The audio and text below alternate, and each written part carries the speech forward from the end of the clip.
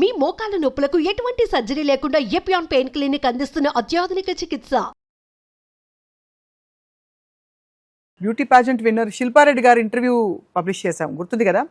పిచ్చ రెస్పాన్స్ వచ్చింది, మామూలుగా కాదు. ఎంతమంది ఎన్ని కాంప్లిమెంట్స్ ఇచ్చారు. Viewership was amazing. అండ్ వారికి కూడా చాలా కాంప్లిమెంట్స్ వచ్చాయి, గతంలో ఇచ్చిన ఇంటర్వ్యూస్ కంటే చాలా బాగుందని. సో ఒక విషయం అర్థమైంది, అందరికీ ఏదో ఒక చిన్న టిప్ కానీ, ఒక సెల్ఫ్ హెల్ప్, సెల్ఫ్ ఇంప్రూవ్మెంట్కి, జీవితాన్ని ఇంప్రూవ్ చేసుకోవడానికి ఏదో ఒక ఇన్ఫర్మేషన్ కోసం వెతుకుతున్నారని చెప్పి. సో మళ్ళీ నేను శిల్ప గారిని రిక్వెస్ట్ చేశాను on popular demand. Shilpa garu is back with us today. Welcome to Suman TV అండి. My pleasure, my honour Swapna garu, thank you so much. I was also very surprised అండి. అంటే ఇంత రెస్పాన్స్ ఎందుకు వచ్చిందని నేను ఆలోచించినప్పుడు నాకు అర్థమైంది ఏంటంటే, people are hungry for simple doable information, something to take back and implement. వాళ్ళ లైఫ్ లో ఇంప్లిమెంట్ చేయడానికి చిన్న విషయాలైనా దే హంగ్రీ. చెప్పే రకంగా చెప్పి సింప్లిసిటీతో చెప్తే కనుక I think we can reach lot more people. Absolutely. వందల వేల కామెంట్స్, లైక్స్, రెస్పాన్సెస్ మధ్య ఇవాళ చాలా ఇంట్రెస్టింగ్ టాపిక్ ఒకటి, డీక్లట్టరింగ్ గురించి మాట్లాడబోతున్నాం. అంటే మామూలుగా మనకి ట్రెడిషనల్ గా చిన్నప్పుడు భోగి మంటలు వేస్తే భోగి పండక్కి ఆల్మోస్ట్ అక్కర్లేనివి, వద్దనుకున్నవన్నీ కూడా మంటల్లో మొత్తం ధ్వంసం చేసేసి న్యూ బిగినింగ్స్ కి మనం అంకురార్పణ అని అనుకునేవాళ్ళం. అలాగా సింబాలిక్ గా మన కల్చరల్లీ చాలా ఉన్నాయి. మన లైఫ్ లో ఉన్న అక్కర్లేనివన్నీ, అనవసరమైనవన్నీ, mind, body, at the same time మన వార్డ్రోబ్, మన సరౌండింగ్స్, మన చీరల అల్మారా, బట్టల అల్మారా అన్నీ కూడా ఎలా మనం డీక్లటర్ చేసుకోవచ్చు అనే ఒక టాపిక్. ఐ థాట్ మీరు will be perfect for this. That will be great, because ఈ మధ్య కాలంలో చూస్తే మన ఇల్లు వేర్ హౌసెస్ లాగా తయారైపోయాయి. ఏ చిన్న యాడ్ వచ్చినా ఇది కూడా అవసరమే, మనకి అది కూడా అవసరమే అని అనిపిస్తుంది. కొంటాం కానీ దాన్ని వాడము. అండ్ అలాంటి నీడ్ క్రియేట్ చేస్తారు అడ్వర్టైజ్మెంట్స్ త్రూ. అవును. సో ఆ టైంకి వాడాలి అనిపిస్తుంది, కానీ మళ్ళీ లైఫ్లో చూస్తే కనుక ఒక వస్తువు కొన్నా కొద్దీ దాని వెనుక పని, that is something they don't realize. ఒక వస్తువు కొన్నప్పుడు దాని క్లీనింగ్, దాని స్టోరేజ్, దాన్ని గుర్తుపెట్టుకొని మళ్ళీ తీయడం, the more you add, the more time you're wasting, the more stress you're gathering. Correct, 100% కరెక్ట్గా చెప్పారు. ఎందుకంటే ఎస్పెషల్లీ మీరు సస్టైనబుల్ లివింగ్ గురించి ఎప్పటికప్పుడు మాట్లాడుతూ వచ్చారు. You always believed in it కదా. రైట్, సో ఈ పాయింట్ ఆఫ్ వ్యూ నుంచి వాట్ ఇస్ సస్టైనబుల్ లివింగ్ అంటే, సస్టైన్ కార్ట్ మీరు స్టార్ట్ చేశారు అప్పుడు, what is sustainable living? Sustainability అంటే ఏదైతే మనం ఎక్కువ మార్పులు చేయకుండా తరతరాలు నిలిచిపోతుందో అది సస్టైనబిలిటీ. అంతే. సో అది మనకి మార్చే అవసరం లేదు. సో సస్టైనబుల్ లివింగ్ అంటే ఎక్కువగా మార్చకుండా సింపుల్గా లైఫ్ అది కొనసాగుతుంది without adding new things. Simple solutions.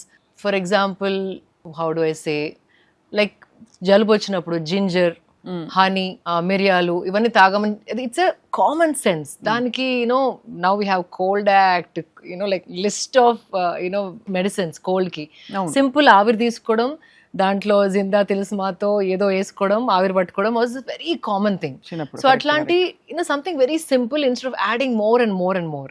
So sustainability starts from are kitchens. మనం తినే మన ఇంగ్రీడియంట్స్ నుండి శుభ్రంగా ఉంచుకుంటున్నాం మన ఇల్లుని, వాటికి వాడే క్లీనర్స్ కానివ్వండి, or the clothes that you're wearing, right, the makeup you're applying, the hair products అయినా ఏదైనా కూడా మనకి హాని కలగకుండా, ఎన్ని ఏళ్ళు వాడినా ఏ మార్పు రాకుండా ఉండే లైఫ్ స్టైల్ని సస్టైనబుల్ లైఫ్ స్టైల్ అంటారు. సో మీరు 100% పాటించగలిగారా శిల్ప గారు? అంటే where did you start actually? 100% ఈ జనరేషన్లో I think we really can't do because comforts and conveniences have overpowered us. Correct.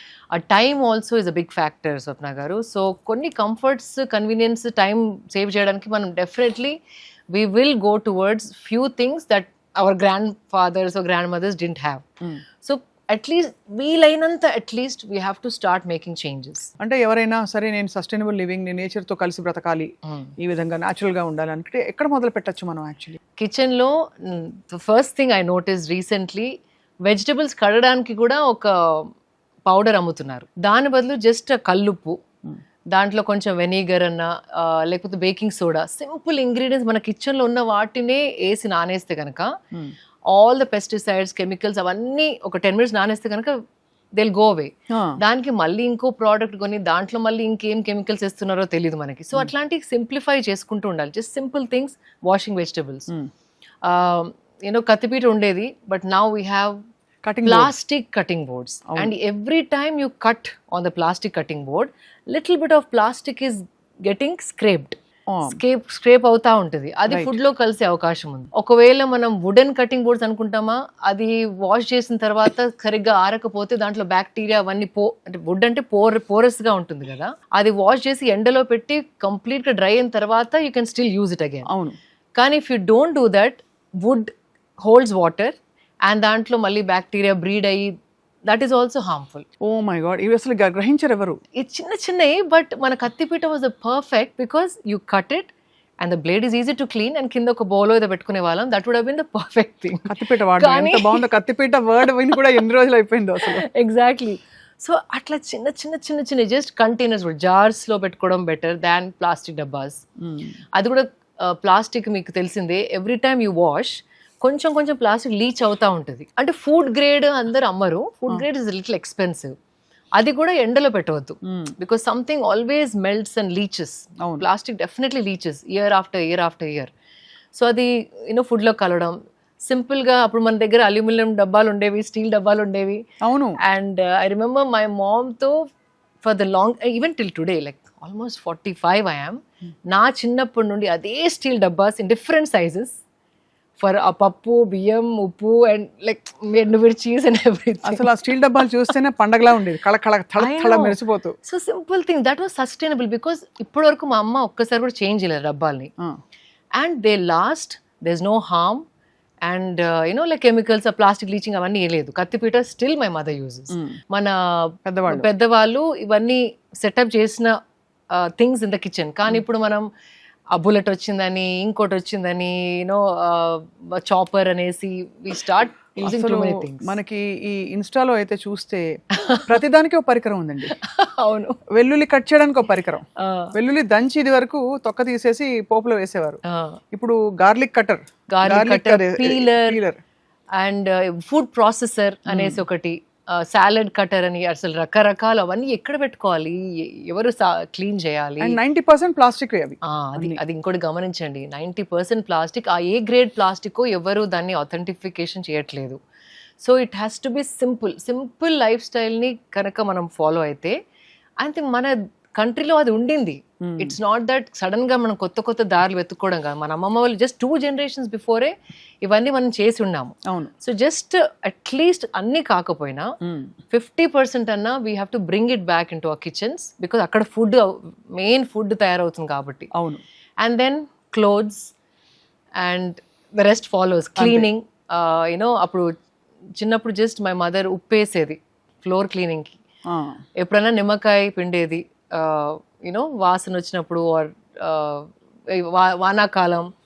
And ఇంకోటి వానాకాలంలో నవ్ ఐ డూ, ఆ ధూపేస్తారా మీరు, వేపాకులో కొంచెం నెయ్యి, ఒక బగారా ఆకు, కొన్ని లవంగాలు అండ్ కొంచెం ఒక ధూప్ స్టిక్, నాన్ టాక్సిక్ అని చూసి తీసుకోవాలి. సో మళ్ళీ చెప్తాను, బగారా ఆకు అంటే బిర్యానీలో వేసే ఆకు, బే లీఫ్ ఒకటి మీకు కావాలని ఒక వీడియో పంపుతాను, మీరు you can post it. Sure. Bay leaf ఒకటో రెండు, లవంగాలు ఒక 4-5, తర్వాత వేపాకు చాలా, అండ్ దాని తర్వాత నెయ్యి, ధూప్ స్టిక్, కర్పూరం. ఆ ధూప్ స్టిక్ ఎందుకు, వాసన కోసం, త్వరగా అంటుకోవడానికి. కర్పూరం కూడా పచ్చి కర్పూరం, నాట్ దట్ కెమికల్ ప్లాస్టిక్. చిన్న ప్లాస్టిక్ నో అదే చాలండి. చాలా ఇప్పుడు పర్ఫెక్ట్ షేప్డ్ కర్పూరం ఏదైతే వస్తుందో అదంతా సింథటికే. అవును.